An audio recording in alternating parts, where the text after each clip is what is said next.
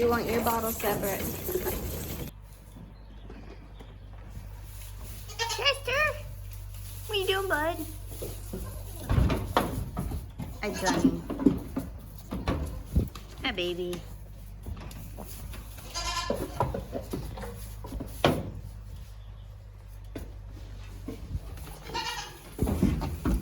It's feed mixing time.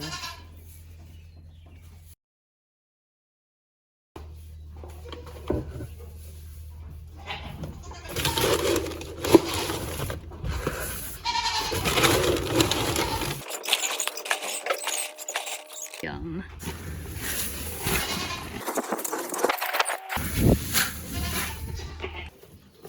New feed mix seems to be going over pretty well. Miss Nan, my bucket is empty, honey.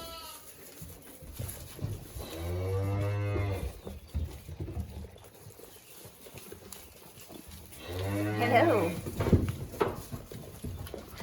Fern, what are you doing? Hey, girl.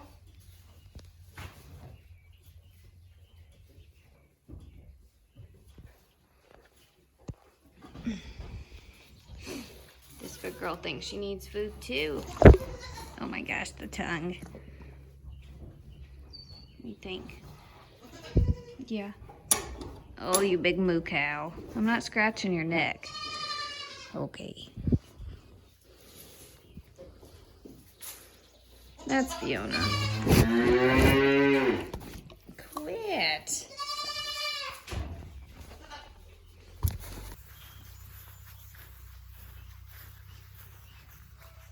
Doing chores.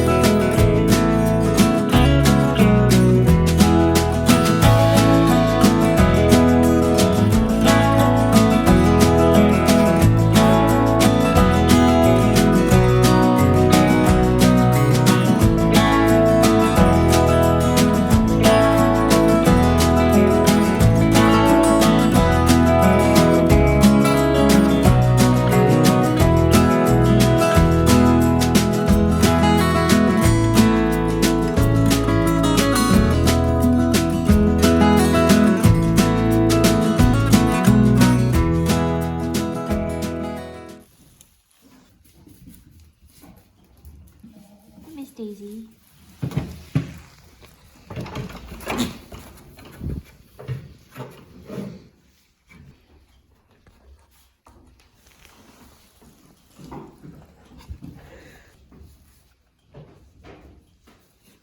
Hi, Phoebes.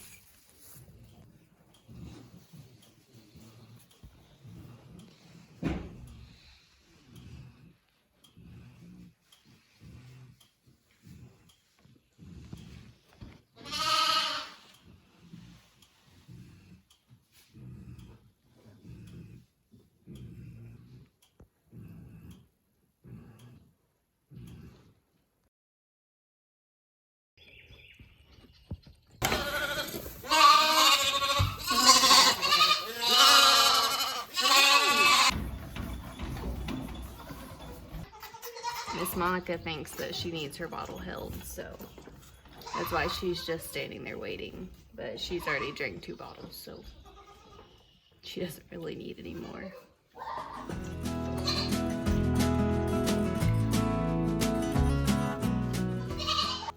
And as soon as they're done, everybody thinks that it's time to go outside, which usually it is. But if there's really heavy dew or a lot of frost, eating too much grass will cause them to have belly aches, cause them to bloat, which can obviously get worse and end up killing them. So this morning it's kind of dry, so I'll let them go ahead and go out.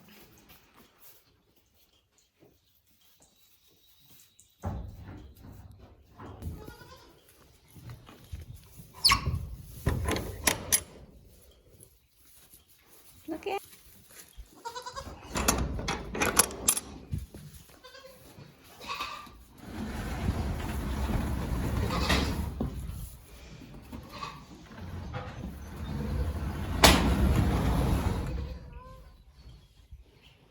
You guys just gonna stand there?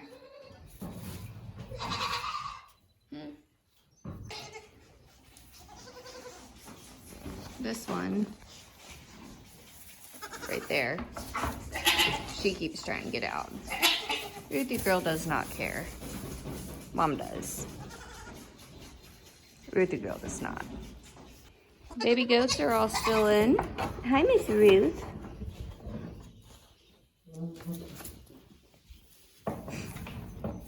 Ruby and Roxy. Hi, Mom.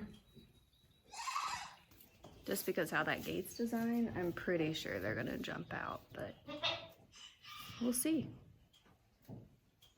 They can't really go anywhere because there's a fence there, there's a fence there.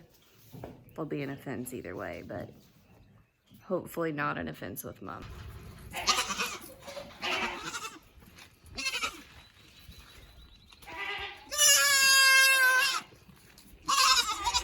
You girls are not happy.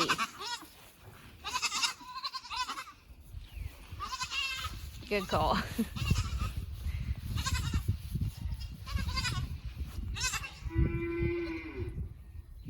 Stick it on that side. You don't even care, do ya? Everyone out here grazing.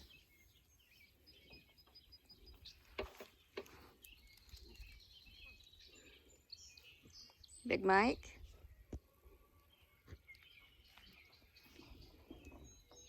All the goaties. Good afternoon, everybody. It's time for the sheep's dinner. We've been feeding them 4 times a day, so usually 6 a.m., noon, 6:30 p.m., and then top them off again around 10 before we go to bed. That seems a little excessive, but some people will feed 6 times a day, every 2 hours. We just do what kind of works with our schedule and has kept everybody very healthy. As you can see, they're waiting very anxiously, but yeah, go get them fed.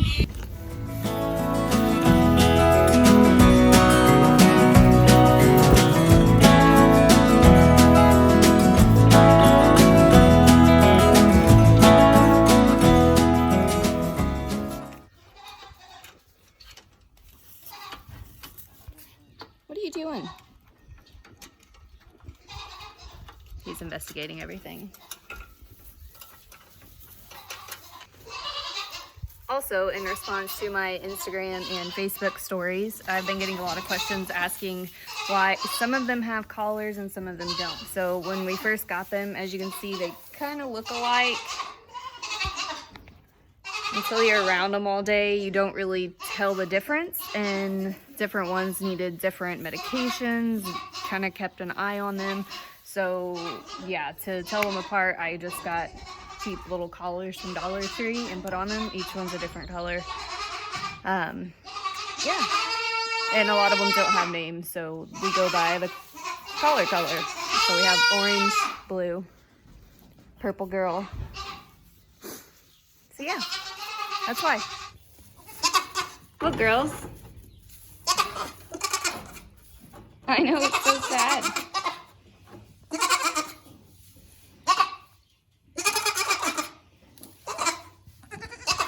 So this one here, that's Roxy. That one right there, that's Ruth. And this little girl right here, this one, that is Ruby. Yep. They're quite angry because Mom has left the building. Now it's time to get some plants in the ground. Yeah, super exciting. So this is our garden. It's currently part of our chicken pen as well, but they've got plenty of room to run over there once they're cut off. But I'm gonna do it in just small sections, so I'm gonna take some poultry netting and tobacco sticks and separate that out.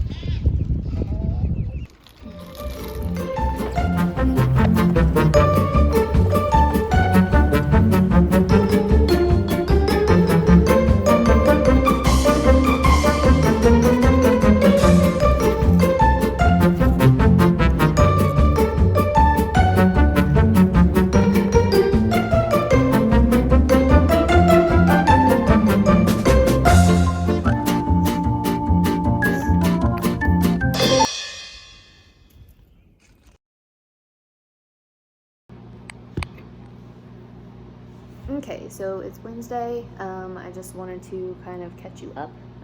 I finished with planting the garden yesterday, and then we had a slight emergency that didn't end so well. I went out and fed. Everybody was fine. Everybody's happy. Everybody ate. That was about 7:30. I was finishing up the garden about 8:30, and I noticed one of our sheep was just laying up against the fence. Obviously not real comfortable. So whenever I checked on it, it was our sheep Monica. I'm sure everybody knows Miss Monica from my Instagram stories, Facebook stories. She is my baby. So she's the one that is always following us around, coming in the house. She's just our baby. So I knew that wasn't normal. She never lays around. She'll always come and stand next to us wherever we're at, go with us, whatever we're doing. She's basically a little puppy. I noticed her belly was a little bit bloated, so I quit what I was doing. I brought her in. We'd had this issue before with other sheep, and I'd spoke with our vet about it, and she thought that the basis of it was not bloat, but actually pneumonia. So she gave us Baytril because pneumonia, it's kind of like a silent pneumonia that lambs will get. They won't really cough. You won't really see any signs of it. But once their lungs get so inflamed, it triggers and pinches a nerve that tells them to stop processing food, which then will cause bloat. Monica hadn't had any signs of that. But she was quite bloated about 8:30. I brought her in, started treating her just like the vet said.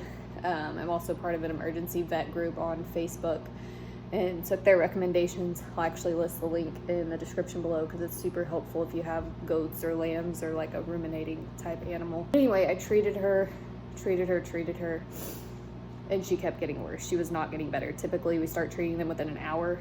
They're up and bouncing around. She just kept getting bigger and bigger, more miserable.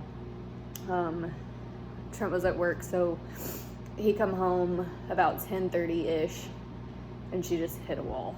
She quit moving, quit doing anything. I was holding her, trying to balance her belly, help get some of that gas out, but she passed away. That was hard. It's definitely the hardest thing I've done in a long time. But on a lighter note, I'm sure she's up in heaven, and I'm sure Papa is loving all the sheep that we're sending him to take care of in heaven. Hopefully Jesus is giving him that task because he'd be great at it. I just wanted to kind of catch you up and let you know the emergency that went down last night. And it's also part of why I kind of wanted to record some of this and put it out there, because I know a lot of people are getting into homesteading and backyard farming. There's a lot of highs, there's a lot of lows. This is our third loss, which is still pretty good rates for bottle babies. Usually they don't have great mortality rates just because they're not being raised by their mother, they're being raised by humans. There's a lot of errors that can happen, a lot of things that can go wrong, and the body can't correct those like they would naturally. And it's up to us humans to figure out what's going on, but they're animals, so they can't tell us. So I want to be able to show the highs of it, what we do to treat, what we do day-to-day basis, and then obviously the lows. This stuff happens, so. But anyway, we still have 9 lambs left. So I'm mixing up bottles now so that we can go out and give them to them. They were starving. Whenever I pulled in, they were all yelling at the gate, so yeah, sorry to bring anybody down, but that's the gist of the last 24 hours, so yeah. Milk's ready to go, and I still look like a blubbering mess, so fantastic. Whatever. Hello. Everybody is now getting weaned. Goats, lambs, everybody. So goats are about 5 days in. They're just going cold turkey. The lambs are going to be getting 2 feedings a day instead of 4. We lost Monica, and then we lost Ben as well. Both shortly after being fed bottles. Vet can't really decipher what's going on. Veteran sheep farmers can't really decipher what's going on. But it seems to be really irritated whenever they drink milk. So we're just cutting that back. We've got 8 little lambs now. They've all been eating feed and grain and hay for a while. Obviously not a primary source of nutrition, but they'll get used to it. The only one that's kind of still trying to figure it out is little Miss Bonnie. The one over there in the corner. Yeah, update. Me and Goob are going out here to let the sheep out. It's day 3 of trying to wean them back, and we did 2 days of just feeding twice a day instead of 4 times a day. And then, yeah, I think today we're gonna try to just cut them out completely, so we'll see how that goes. I have to go to work, but Trent will be home all day to watch them, so we'll see. They all seem to be latching onto the food really, really well. There was 2 we were kind of questioning. They really seem to be doing well and eating grain and hay, so we'll see how it goes.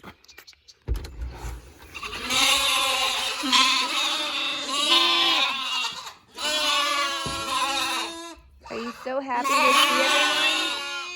Yeah.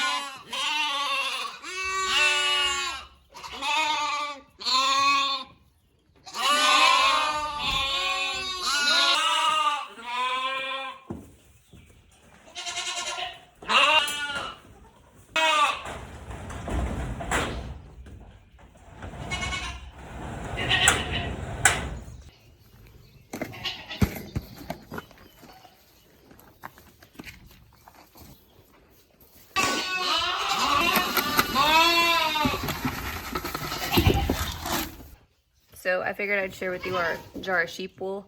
It's used for trapping. Whenever you dig a hole to put your bait in, shove a little bit of this in there. Coyotes usually think it's, you know, a mouse or some other kind of critter that's crawled in there. So we're just saving some of this. Our sheep are Katahdin sheep, hair sheep, so they naturally shed. We don't have to shear them. So every time you pet them, you usually get a handful of wool. But yeah.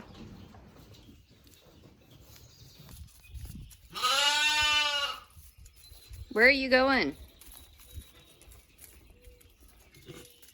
That one, at the end, she keeps trying to escape. She does it successfully.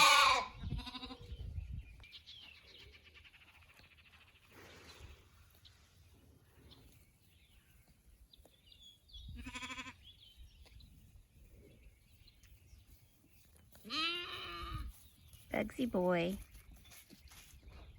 Honey. Ye old guard dog.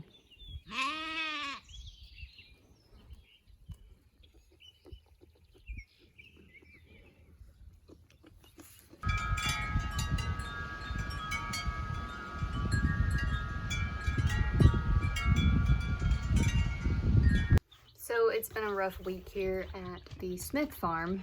As you can see, losing 2 of our best lambs, so my heart's slightly broken, but they're farm animals, so I'll get by. But I figured I would just go on ahead and end this week-long vlog here and show you our new little peepers.